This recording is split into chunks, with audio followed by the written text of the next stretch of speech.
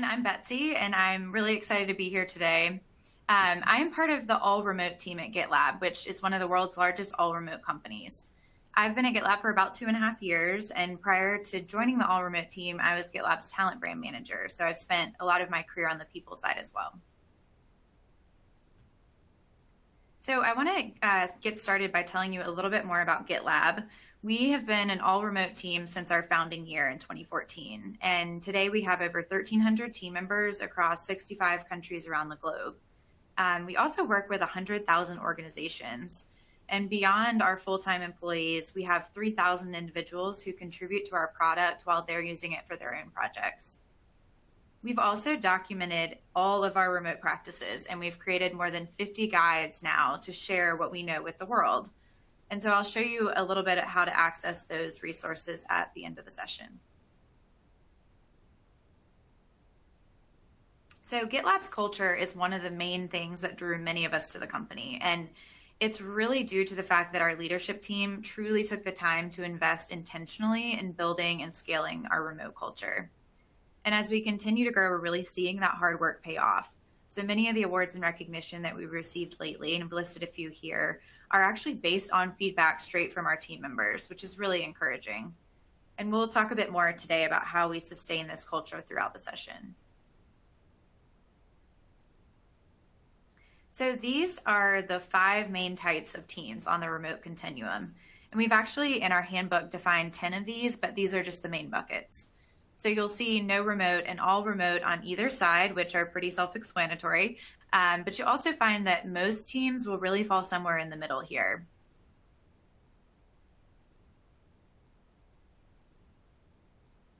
So as I go through the session today, I want to challenge you to really take the location out of the equation and instead think about how work gets done and how your team stays connected, not where. So I'm going to share some tactics that are going to help you be successful no matter where your team's work ends up happening.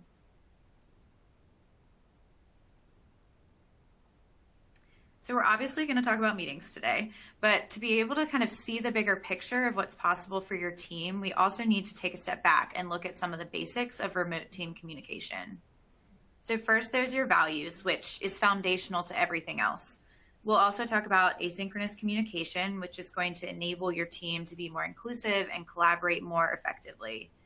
And then there's the infamous meetings. So how do you not spend your whole life in meetings? I promise you there's a way, and we'll talk about it. And the last thing we'll cover is informal communication. So this is really how you stay connected, build camaraderie on your team, and sustain your culture. Let's start by talking about values, because this is really the most foundational piece to everything that you do as a team, and it's going to inform how you approach everything else in your remote transition. So these are GitLab's 6 core values, and they start with collaboration, results, efficiency. The 4th one is actually diversity, inclusion, and belonging. Then we have iteration and transparency. It's really crucial, particularly in a remote environment, that these are not just words on a page. Our values really do create behaviors, and those behaviors are what is going to impact the type of experience that your team has. So when you're making any kind of decisions or incorporating remote first practices to your team and you find yourself unsure of how to move forward or how to get unstuck, go back to your values and ask yourself, what would the best choice look like based on these ideals that your team shares? This is really something that's going to act as your North Star as your team grows, no matter where your work gets done. So traditionally, people are used to working synchronously. In other words, they need to be in the same place, either physically or virtually, at the same time. Asynchronous communication is the art of eliminating meetings and synchronous work and making it possible to get work done on a flexible schedule. At GitLab, we actually have a bias towards asynchronous communication, but there's a strategic balance between synchronous and asynchronous is really most efficient. Async at its core is documentation. So it's about delivering a message in a way that does not require the recipients to be available or awake or working at the same time. Async also means that you're not expected to immediately respond, which is so freeing. So for example, if your coworker, even your boss, emails you on a weekend, just reply on Monday. Obviously, if something's urgent, team members can ping each other, and this just prevents people from having to filter through information all the time.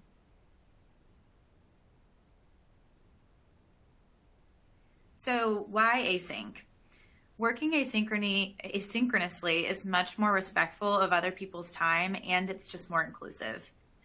It really allows people to work when it's best for their own needs or their peak productivity or their family schedules. And it even enables them to pursue things like a nonlinear workday where they make more time for a hobby that they love or simply to run errands. And async allows your people really to build their work around their life and not the other way around. That's just invaluable for employee engagement and retention. We also all know that frazzled feeling of attempting to focus when you constantly have Slack or Teams notifications and email and phone calls and everything just pulling your attention in different directions. It leaves you feeling always on and unable to be productive, and it eventually has a huge impact on your mental health. Knowing that you have the freedom to turn off notifications and concentrate on your own work for long blocks of time or when you're away from work is just crucial, and async will do that for you. The last piece I want to mention here is plugging the knowledge leak, and I'll give you an example to sort of bring this to life. Oftentimes in a traditional or co-located company, decisions are made in a series of meetings, and there's very little documented permanently other than the decision itself. So this means that the people in the room are really the only ones that will ever have the full context around how and why a decision was made. So what if a new person joins the team the following week?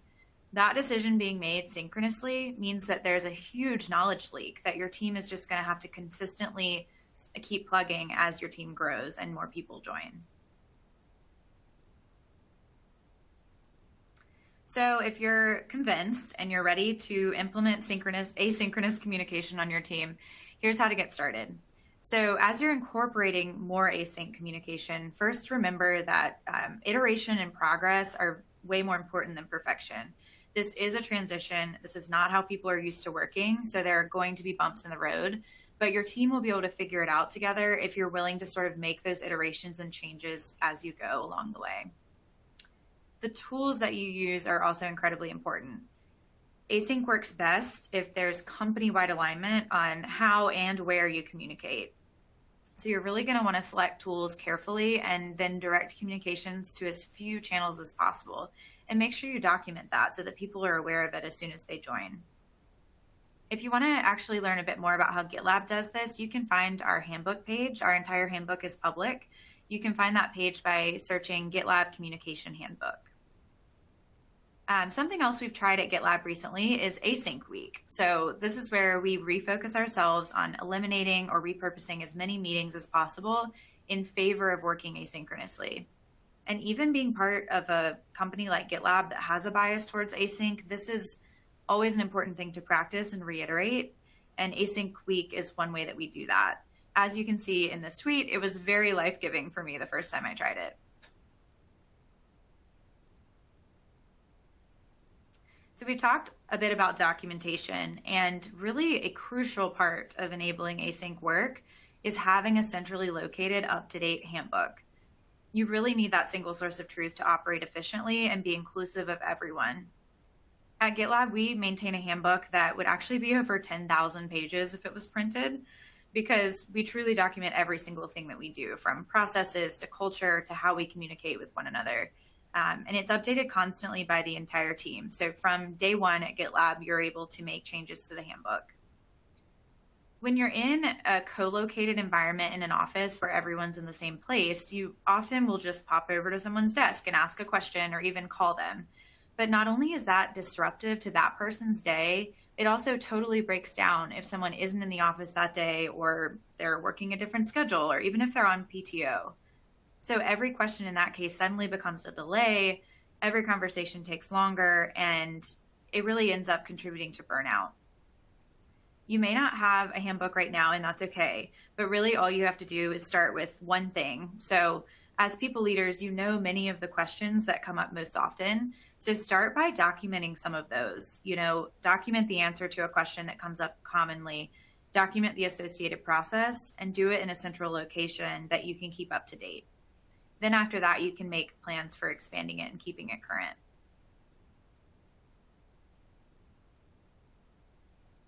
Now that we've talked about the magic of async, let's get into everyone's favorite topic, which is meetings. During the pandemic, we saw many companies that, were suddenly forced to work from home who immediately took every meeting that they would have had in person and made it virtual. But this is just a fast track to Zoom fatigue and burnout, as many people discovered this past year. So this is where we really need to break old habits, and we've got to change the mentality that meetings are necessary.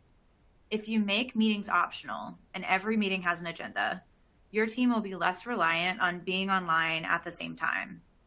Now, this does not mean that no one is going to show up to your team meetings anymore, but if someone is working towards a deadline and they need that extra hour of focus time, or they have an obligation outside of work, or they're just out of the office that week, they should be able to contribute to the agenda ahead of time and then catch up async later.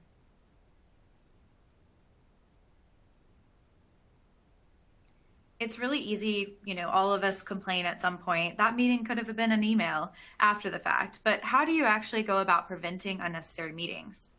This kind of takes a bit of practice, but if you ensure that, first of all, everyone in your organization is bought in on this idea of normalizing questioning meetings, you're able to learn to politely decline, knowing that it's actually more respectful of all of your coworkers' time. So at the bottom of this slide, you'll see an example that we have in the GitLab handbook that reminds our team members how to do this. And this example was actually inspired by something that the team at Dropbox uses.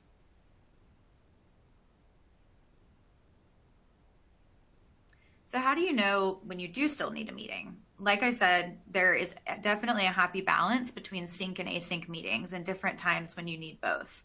So a good rule of thumb that we use is that if you've gone back and forth multiple times with someone and you're really not able to reach a resolution, or you're facing some kind of communication block, it's probably time to meet synchronously.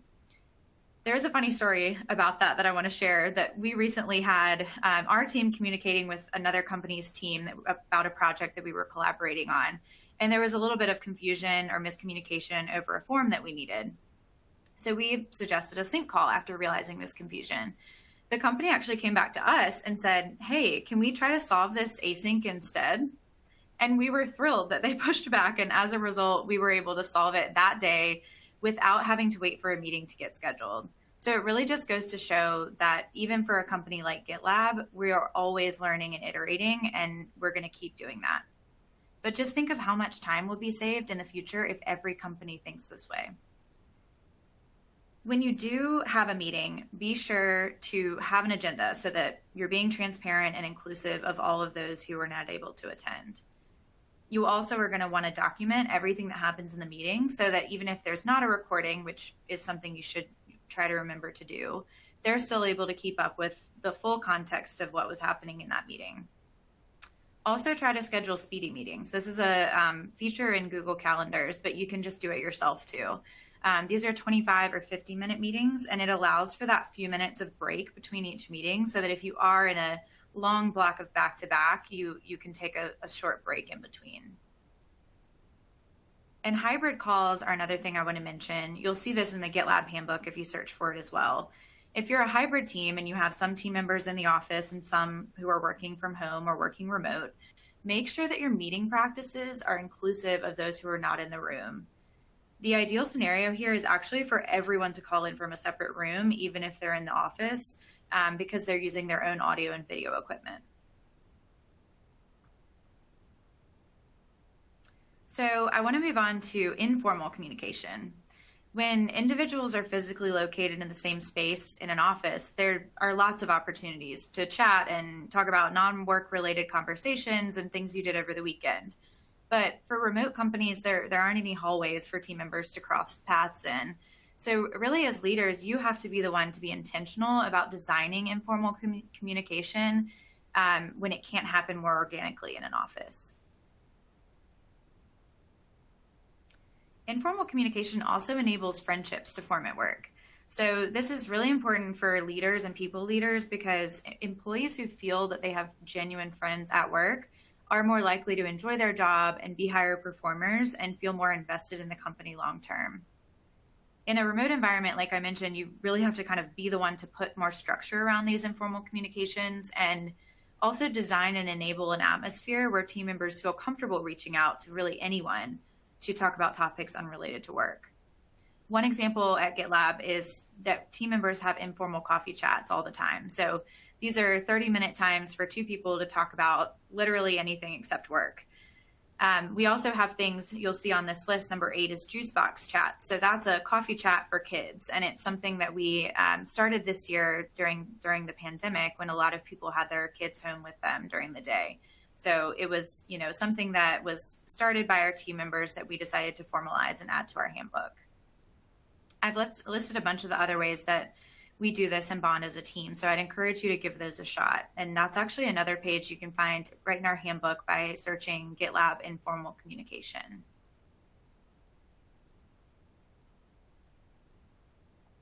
So be sure to also encourage people to bring their full selves to work. This is a huge piece with belonging.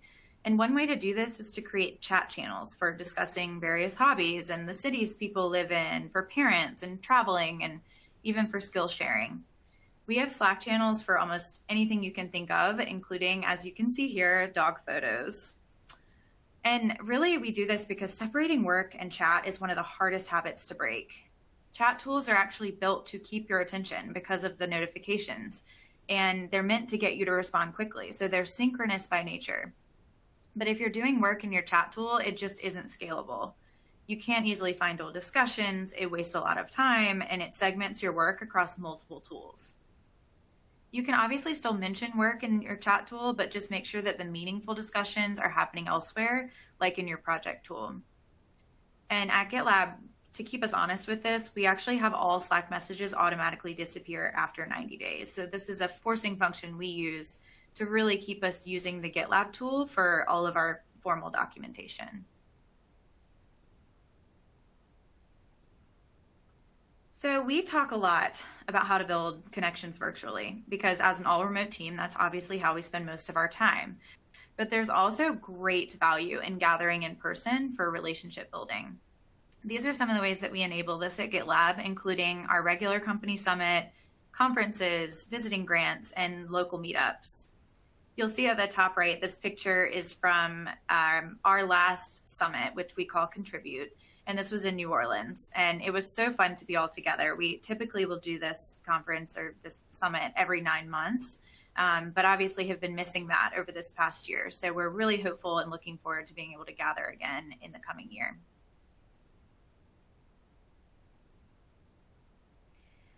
And lastly, as you're working through how to apply remote first principles to your team, it's so important to give yourselves some grace. No matter where you fall in the remote work spectrum, we are all coming out of an unprecedented year, and figuring out what the future of work looks like for your team is going to take time and patience from both your leadership team and your people.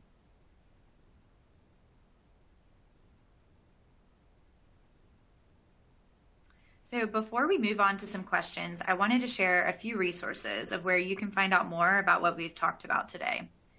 GitLab's complete guide to remote work is on our site, which is allremote.info. And also on that same site, you will find links to a couple of courses that we've created where you can deepen your remote knowledge and even get certified by GitLab for remote work. There's one that's great for individual contributors or for teams, and then there's another longer course that's great for remote managers.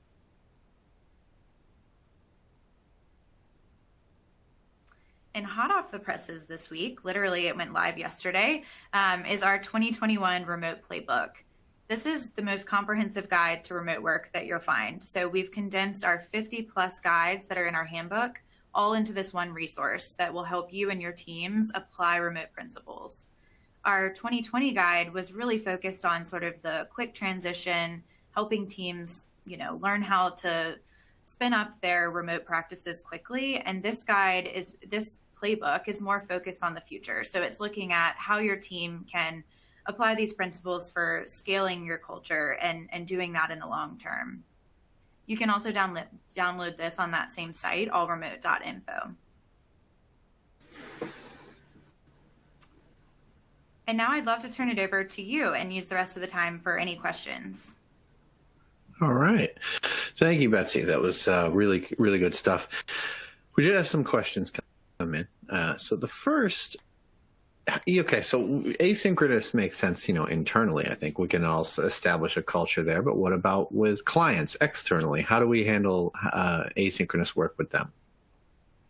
That's a great question. It's a little bit trickier than if you're working with your own team because, obviously every company has their own practices and norms.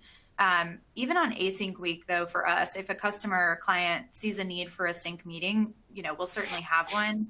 But it shouldn't stop us from politely challenging the status quo and pointing out where we could work more async. So a good way to actually do this is to start with a synchronous kickoff meeting if you're kicking off a project or a partnership. And during that call, you can mention that you'd like to incorporate, some more asynchronous work into the project going forward and talk about how you'll do that as a team. So we often will send external people our handbook page about this just so that they understand why we're doing this and how. And if you set the stage for that early on, it's not only going to get everyone on the same page and allow you to work more efficiently, but it also might inspire them to try it within their own teams. All right, that's good advice. So this question says, how much and what type of socialization did you do to build the async culture and its many aspects? I'm sorry, David, I think I lost you on there. Can you repeat that one? Yeah, no, it says, how much, and in parentheses it says, and what type of socialization did you do to build the async culture and its many aspects? That's a great question, too. So we actually have, I keep saying this, but I'd encourage you to check out our handbook page on async because we talk about kind of the history of async at GitLab and how it's always been something that's incorporated into our culture, but we've sort of gone through phases of maturing it. And our current phase, which we are calling 3.0, is really all about like optimizing async. So we know how to do it, but how do we want to like build in those best practices and make sure that we are, being true to what we say we do. And so async week, for example, is part of that. We've started by just the all remote team doing that. And we've already seen in the last couple of months, several other teams adopting it and trying it out. And during that process, they'll actually send out to the whole company in Slack, like, hey, our team's doing async week this week. You should give it a shot too. So as far as sort of socializing it and spreading the word, I think that's super important to show adoption and to kind of reinforce those best practices. You mentioned that for hybrid teams, the people in the office should avoid taking calls in a room together. Can you explain a little bit more about why? Sure. So this is really mostly due to the experience for the people who are not in the office, and really anyone who's listening to the recording later for that matter. Many of you have probably experienced this at some point, but if you are the one on the phone or dialing in remotely, and there's a group of people who are sort of circled around a singular phone with a singular camera in the room, it's just not a great experience for you. You often can't hear well. There are side conversations or like rustling papers that are picked up by the mic instead of people's voices. And you can't see facial expressions of who's talking. So, if you're using separate cameras, that might help. But then you might have the issue of, muting and unmuting at the right time to avoid echoes and things like that. So that's why we do say the ideal scenario is to be in separate rooms. But if you have to be in one conference room, you'll at least want to use all your own video and audio equipment for the optimal experience. Yeah, it's kind of fun. I have been the person on the phone, and it's hard to get a word in edgewise. It is. You have to kind of yell. Sort of like, excuse me, I'm here as well. Yeah, exactly. So what tools do you suggest for a company wanting to document things for async communication, as you mentioned? Yeah, that's a great question. And, every company's different. GitLab uses the GitLab tool. So we dog food our own product. And like I said, from day one, we have team members learn how to make a merge request in order to update the handbook. This is obviously different for each team based on what tools you use or what your primary business model is. But there are also a ton of companies who are making tools that will make handbook creation easy. And we've covered a few of them in our handbook. So if you want to search in our all remote guide for building a handbook, you'll find some suggestions there to kind of help you get started and vet the tools to figure out what will work best for your specific team. All right, excellent. Well, we don't have any other questions in the Q&A, so I want to thank you for joining us today. We've only got about